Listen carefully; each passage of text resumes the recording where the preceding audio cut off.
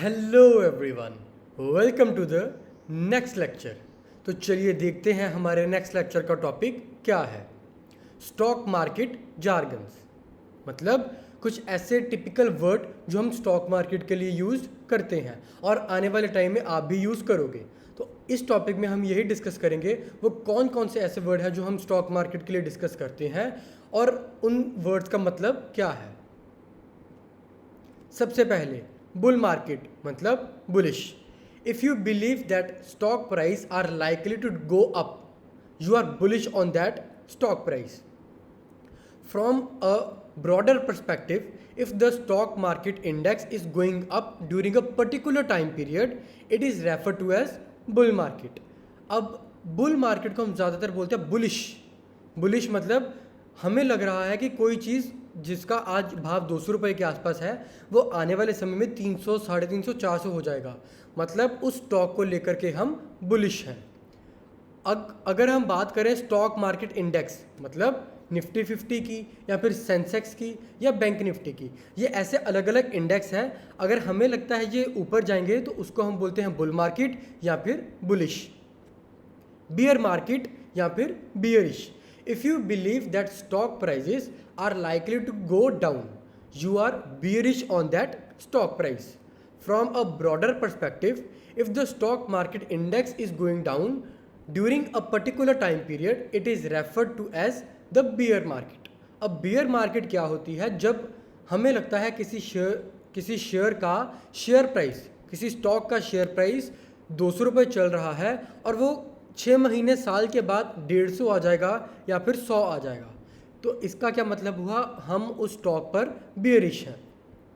अगर stock market index नीचे आ जाए, वही निफ्टी 50, बैंक निफ्टी या फिर सेंसेक्स, अगर ये तीनों नीचे आ जाए, हमें लगता है आने वाले समय में ये नीचे आ जाएगी, जिसको हम बोलेंगे फिर बेयरिश, जिससे बेयरिश या फिर बेयर मार्केट।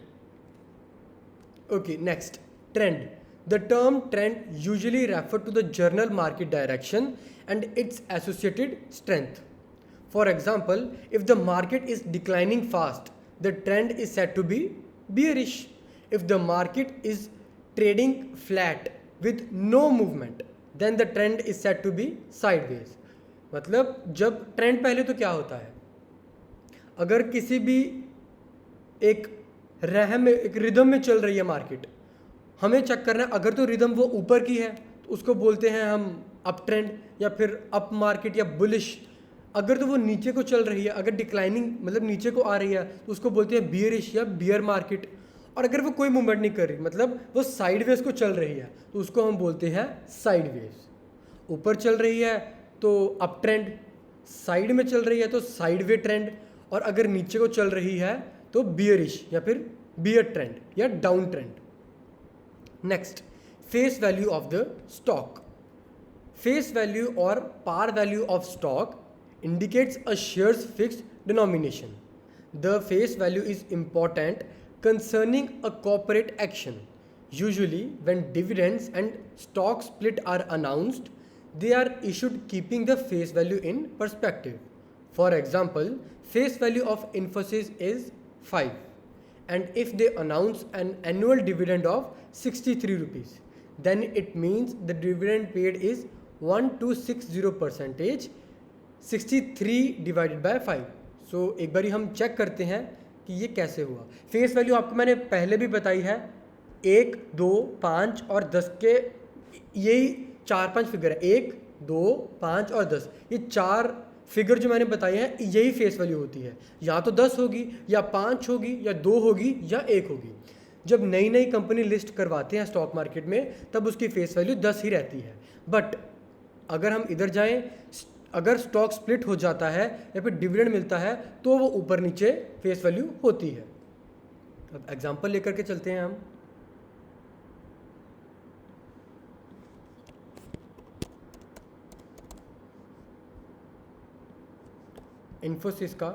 इन्फोसिस ने डिविडेंड कितना अनाउंस किया? 63 रुपीज़ का। फेस वैल्यू कितनी चल रही है इन्फोसिस की? 5। अब इसका फॉर्मूला क्या है?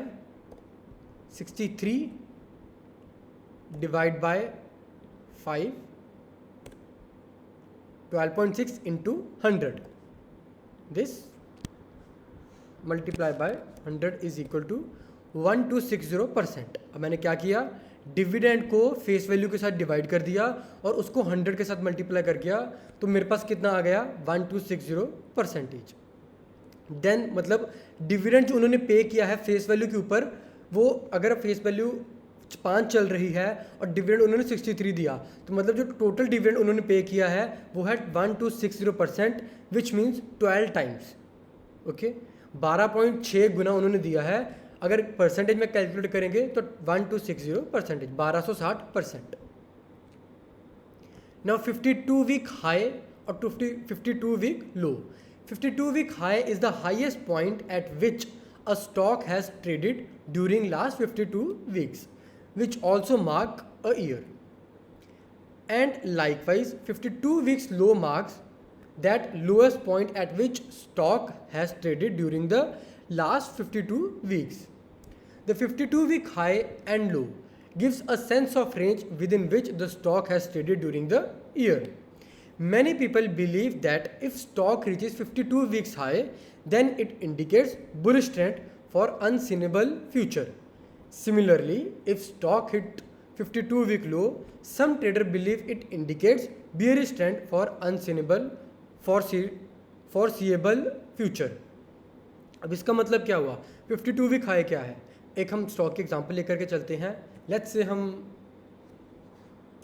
बाटा इंडिया के एग्जांपल लेते हैं। बाटा इंडिया शेयर, अभी बाटा इंडिया का शेयर का जो 52 वीक हाई है वो कितना है 1696। अगर मैं एक साल पहले लेकर चलूँ तो इधर हम देखेंगे तो ऑलमोस्ट इसके आसपास इसने 52 वीक अपना हाई बनाया था। मतलब 8 जुलाई 2020 से लेकर 7 जुलाई 2021, पूरे एक साल में इसका जो टॉप पॉइंट पर पहुंचा था वो कितना था 1696.95। अब 52 वीक लो कितना था 1213.80। अब ये देखते हैं किधर बना था, ऑलमोस्ट इधर 1213.80 इसके आसपास बना था 12 अगस्त 2020 के आसपास। अब जो 52 वीक लो मतलब जो सबसे कम ट्रेड, जब लास्ट पॉइंट पे ट्रेड हुआ था, ये स्टॉक मार्केट वॉलेटाइल रहती है, ऊपर भी जाती है नीचे भी है, ये नीचे थी ये ऊपर आ गई फिर नीचे आ गई, बट जो लोएस्ट पॉइंट पे ये ट्रेड हुआ था वो था 1213.80 और जो हाईएस्ट पॉइंट पे ट्रेड हुआ था वो था 1696.95। टॉप पर ट्रेड हुआ तो उसको बोलेंगे 52 वीक हाई, लो पर ट्रेड हुआ तो 52 वीक लो। और कुछ ट्रेडर या फिर जो इन्वेस्टर है उनको ऐसा लगता है जो 52 वीक हाई पर अगर कुछ ट्रेड कर रहा है स्टॉक, इसका मतलब वो बुलिश ट्रेंड पर है, और जो 52 वीक लो पर कर रहा है उसका मतलब वो बेयरिश ट्रेंड पर है। ऑल टाइम हाई और all time low, this is similar to the 52 week high and low, the only difference being the all time high price is the highest price of the stock as ever traded from the time it has been listed. Similarly, all the time low price is the lowest price at which the stock has ever traded from the time it has been listed. आपको 52 week high और 52 week लो समझ आ गया। अगर आपको वो अच्छी तरह समझ आ गया, ये और भी अच्छी तरह समझ आ जाएगा। हम एक साल पहले गए थे, अब हम जाएंगे मैक्सिमम। ये कौन से टाइम पर सबसे, अब वॉलेटाइल स्टॉक मार्केट है, ऊपर भी है नीचे भी है, बट सबसे टॉप कब गया था, मतलब लिस्ट कब हुआ था, ये 1 जनवरी 1999 तक हमारे पास डाटा है। उससे पहले लिस्ट हुआ उसका, इसके पास हमारे पास अभी फ्रेश डाटा नहीं है। अब चेक करते हैं ये हाई कितना गया, ऑलमोस्ट अराउंड 1800 के आसपास गया ये, मतलब 1800 के आसपास इसने अपना ऑल टाइम हाई बनाया। मतलब जब अगर हम इधर ही सपोज करते हैं, अगर ये 1 जनवरी 1999 को लिस्ट हुआ था तो इसने ऑल टाइम बनाया कुछ 3 जनवरी 2020 को 1800 के लेवल इसने दिखाए। अब ऑल टाइम लो कब बनाया इसने, ये बनाया ऑलमोस्ट 2003 में, जब इसका शेयर प्राइस था ऑलमोस्ट 12.09 के आसपास। इसका ऑल टाइम लो मतलब सबसे नीचे जब ये ट्रेड हुआ था वो था 12.09 और हाईएस्ट पर हुआ था 1800 के आसपास जब ये था। नेक्स्ट, ये मेरा फेवरेट टॉपिक है, या फिर एक ये परफेक्ट जो हमारा है अपर सर्किट और लोअर सर्किट। अगर तो मैंने शेयर बाय किया है, अपर सर्किट लग गया तो बढ़िया है, लोअर सर्किट लग गया तो फिर बेकार है। तो हम डिस्कस करते हैं अपर सर्किट और लोअर सर्किट किसे कहते हैं और इसका क्या मतलब है। The exchange sets up a price band at which stock can be traded in market on a given trading days. The highest price the stock can reach on the day is the upper circuit limit and the lowest price is lower circuit limit. The limit for the stock is set to 2%, 5%, 10% and 20% based on the exchange selection criteria. The exchange places these restrictions to control excessive volatility when stock reacts to certain news related to the company. अब upper circuit और lower circuit का क्या मतलब होता है। पहले तो हम देखते हैं कि एक्सचेंज जो हमारे NSE BSE हैं या फिर उन्होंने क्या सेट किया हुआ है। हर स्टॉक का प्राइस बैंड अलग है, या तो वो 2% तक जाएगा ऊपर या 2% नीचे आएगा। एक तो ये चीज़, एक ये केस है। दूसरा केस ये है या तो वो 5% ऊपर जाएगा या 5% नीचे आएगा। तीसरा केस, या तो मैक्सिमम वो एक दिन में, ये मैं एक दिन की बात कर रहा हूँ, या तो मैक्सिमम एक दिन में 10% ऊपर जाएगा या 10% नीचे आएगा। फोर्थ केस, या वो 20% एक ही दिन में ऊपर चले जाएगा या 20% नीचे भी आ सकता है। ये 4 ऐसे परसेंटेज है, 2, 5, 10 और 20, जो एक्सचेंज ने तैयार किए हैं। अगर कोई वॉलेटिलिटी आती है, अब वॉलेटिलिटी क्यों इतनी आएगी, एकदम से शेयर 20% या 10% कैसे पहुंच जाएगा। अगर तो कंपनी का रिजल्ट बढ़िया आ गया तो ये पॉसिबिलिटी है, या फिर कोई सेक्टर की न्यूज़ लग गई, या गवर्नमेंट ने कोई पॉलिसी ऐसे चेंज कर दी वो जो सेक्टर के हित में हो या फिर स्टॉक के हित में हो, या कोई भी ऐसी एक्सटर्नल न्यूज़ आ गई जिसके कारण अपर सर्किट या लोअर सर्किट लगने के चांस हैं। हम एग्जाम्पल के साथ समझेंगे। आपको पहले मैं एक एग्जांपल दिखाता हूँ रेणुका शुगर की।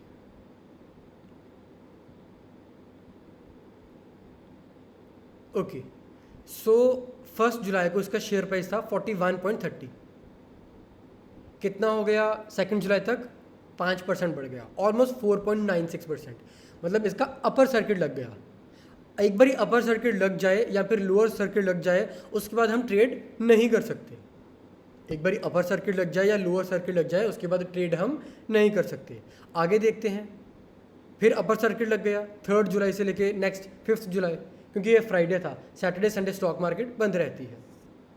अपर सर्किट लगा, फिर इधर ऊपर फिर 5% का अपर सर्किट लग गया।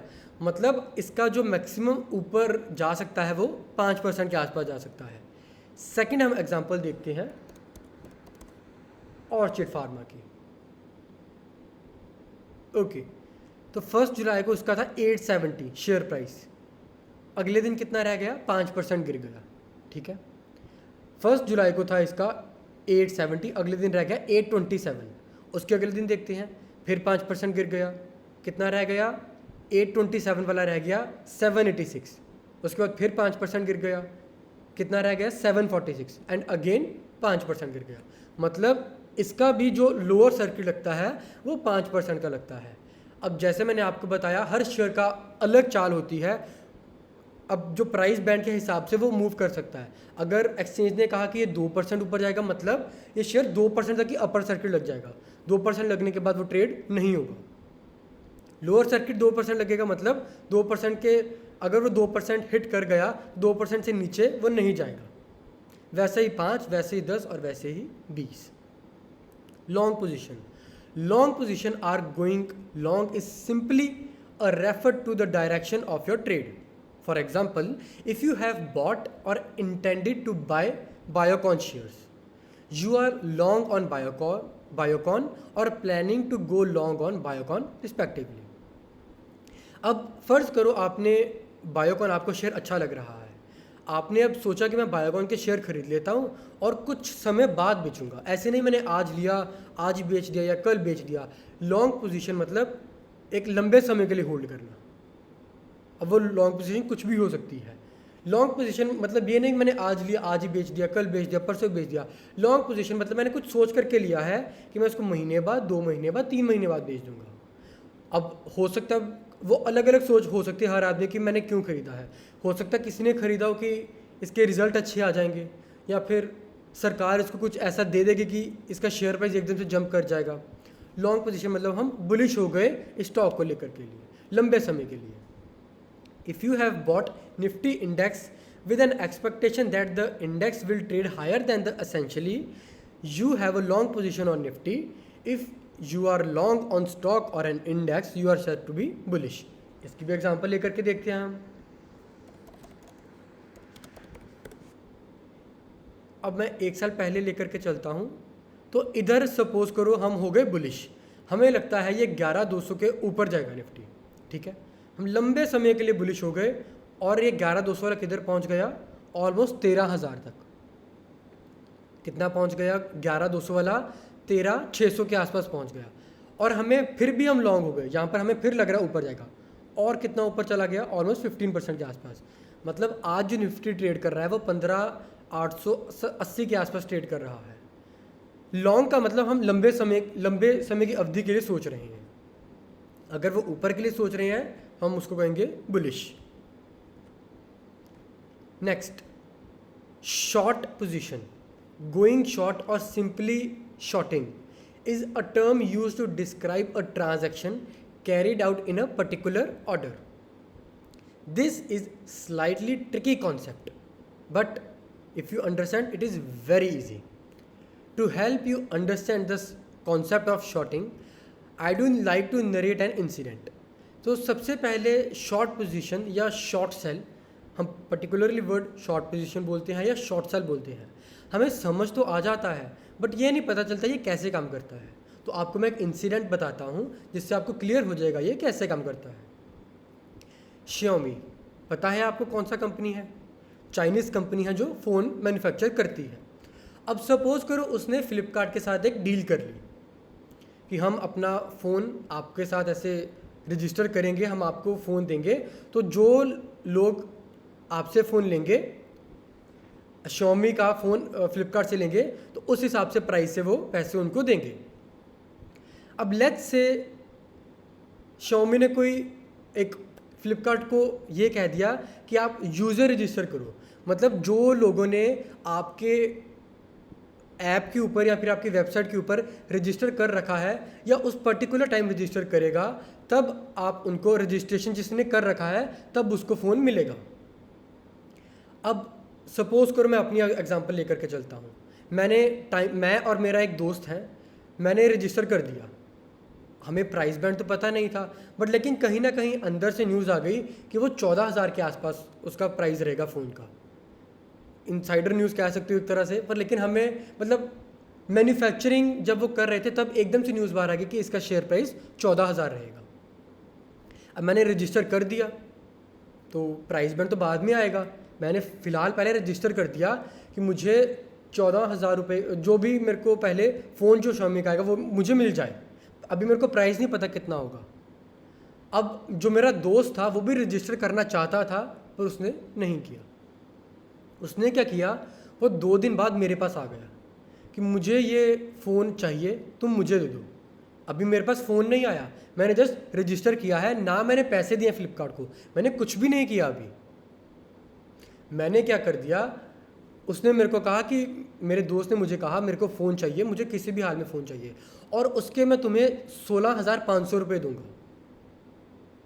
अब मुझे ऐसा लग रहा है कि वो 14,000 का है, हालांकि मुझे नहीं पता है वो कितने का होगा, बट मेरे इमेजिनेशन ज़्यादातर लोगों को यही लग रहा है वो 14,000 का है, और मेरा दोस्त कह रहा है मैं तेरे को 16,500 दे दूंगा। मैंने उसको कहा कि मेरे को अभी चाहिए, अब फ़ोन तो मुझे भी चाहिए पर 16,500, अगर 16,500 ले लिए और 14,000 का फ़ोन आ गया तो मेरे को कितने बचे, 2,500 रुपये। मैंने कहा 16,500 मेरे को अभी दे दे तो मैं तेरे को बाद में फ़ोन दूंगा। तो उसने मेरे को 16,500 उसी टाइम दे दिया और मैंने पैसे रख लिए।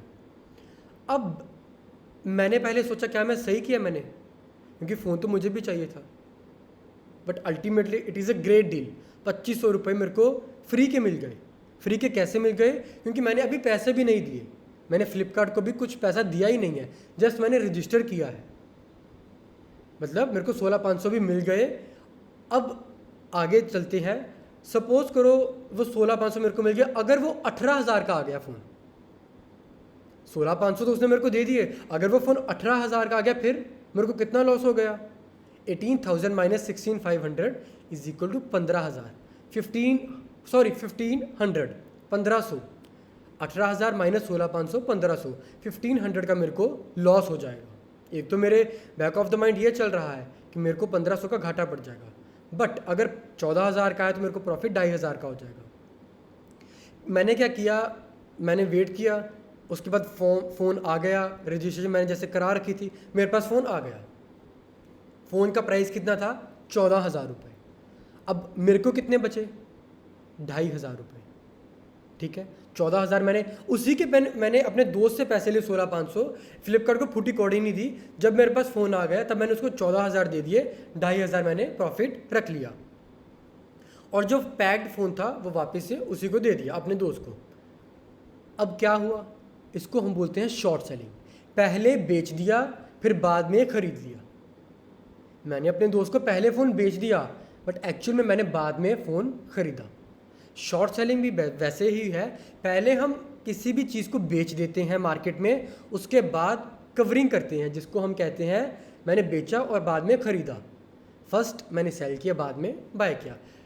आपको अब समझ आ गया शॉर्ट सेलिंग क्या होती है, शॉर्ट सेलिंग कैसे काम करती है?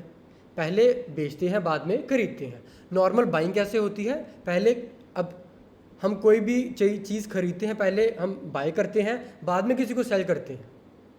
इस केस में मैंने पहले ही सेल कर दिया, बाद में बाय कर दिया। Okay, next concept, square of.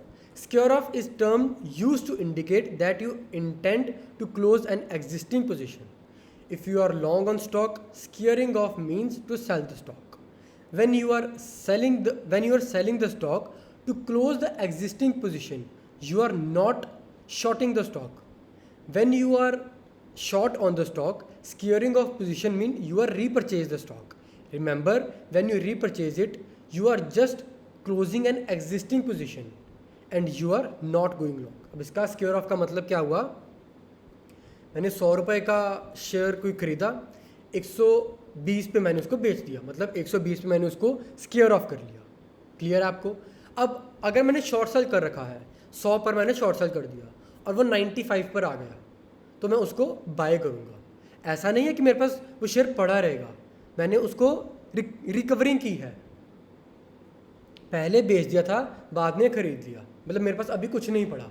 100 मैंने 95 का बेच दिया, मतलब मेरे पास सिर्फ 5 वाला प्रॉफिट पड़ा है।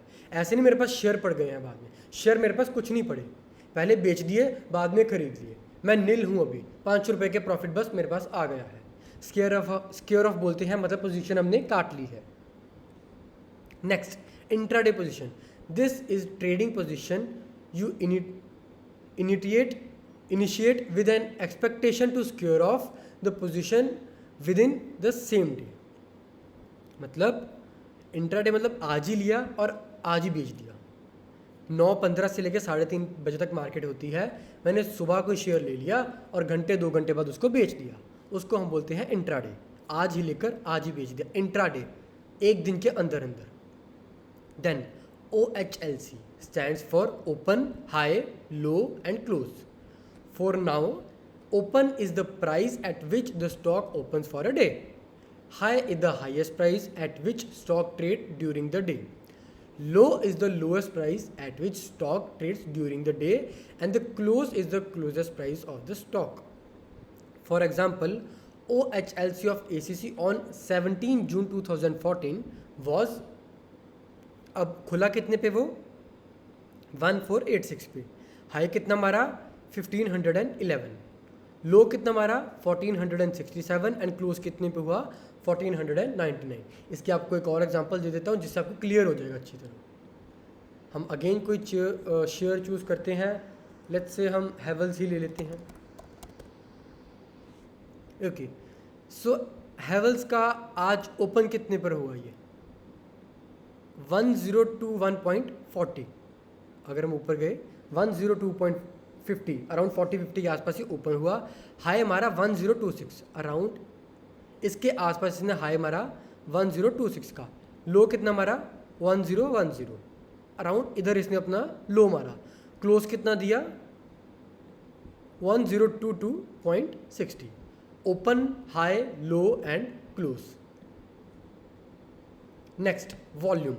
Volume and their impact on stock prices are important concepts. Volumes represent the total transaction, both buy and sell put together. For a particular stock on a particular day, for example, on June 17, 2014, the volume on ACC was 5,33,819 shares. मतलब इतने shares trade हुए थे उस time पर. अब आपको मैं दिखाता हूँ. हम हैवल्स ही लेकर के चलते हैं फिलहाल के लिए. सो ओके, हैवल्स कितना ट्रेड हुआ?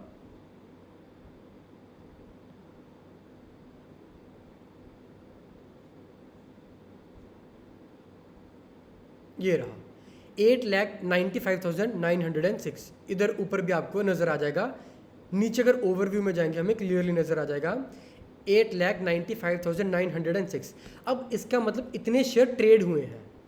8,95,906 शेयर ट्रेड हुए हैं. इतने पैसे ट्रेड नहीं हुए, इतने शेयर ट्रेड हुए हैं. अब कितने पैसे ट्रेड हुए हैं उसका क्या फॉर्मूला है? हम वॉल्यूम को लिख लेंगे.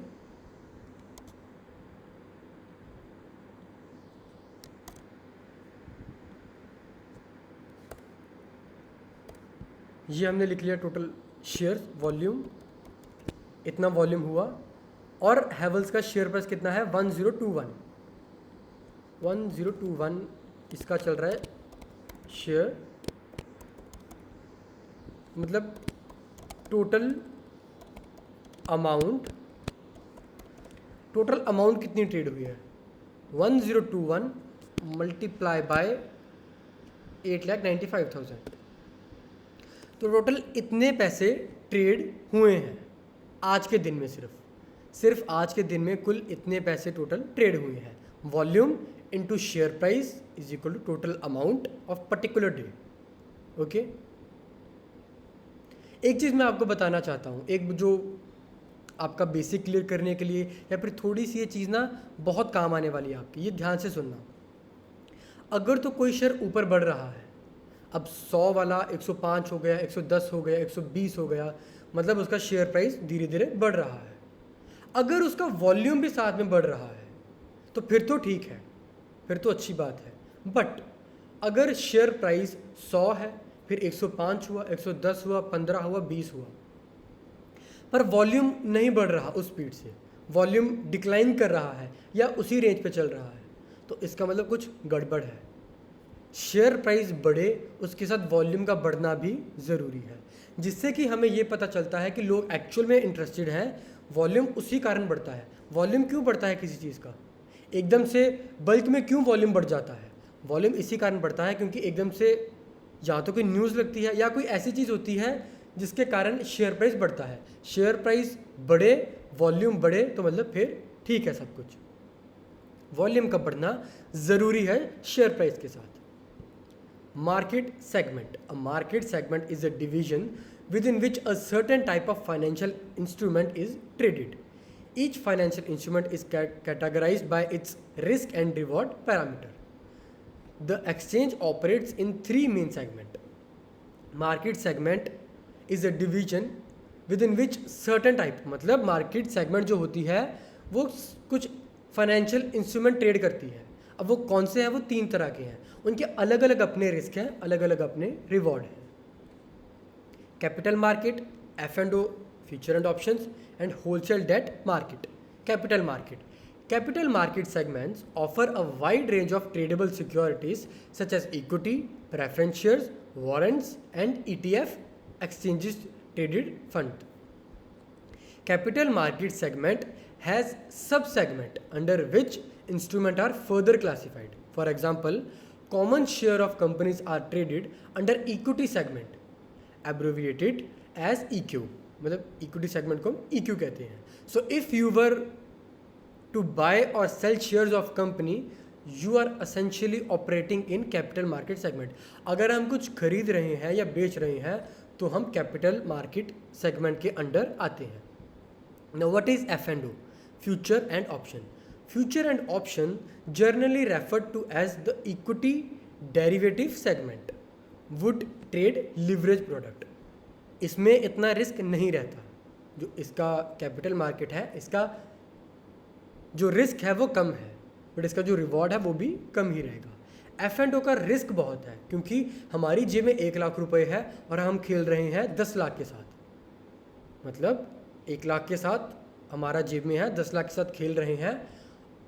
हमारा रिवॉर्ड तो बहुत ज़्यादा आ जाएगा पर रिस्क भी हमारा काफ़ी होगा, मतलब high risk high reward. Wholesale debt market deals with the fixed income securities. Debt instrument include government securities, treasury bills, bonds issued by a public sector undertaking, corporate bond, corporate debentures, etc. मतलब ये ना के बराबर risk है और reward भी ना के बराबर ही है, मतलब बहुत कम रिवॉर्ड मिलता है, 3-4%, 5% भी नहीं, 3 या 4% के बीच में मिलता है, या 2% भी रह सकता है। इसमें बहुत कम रिस्क रहता ही नहीं है, रिवॉर्ड भी ऑलमोस्ट ना के बराबर होता है। फ्यूचर ऑप्शन में हाई रिस्क है, रिवॉर्ड भी हाई है। कैपिटल मार्केट में भी रिस्क लो है, रिवॉर्ड भी लो है। ओके, सो यही थे हमारे स्टॉक मार्केट के जार्गन्स जो हमें डे टू डे लाइफ में भी यूज़ कर सके, या अगर हमसे कोई बात करे तो हमें पता हो उसका क्या मतलब है। तो इसी कारण मैंने आपको ये वीडियो बनाई ताकि आपको समझ में आ जाए। तो चलिए ठीक है, मिलते हैं हम अगली वीडियो में। Thank you.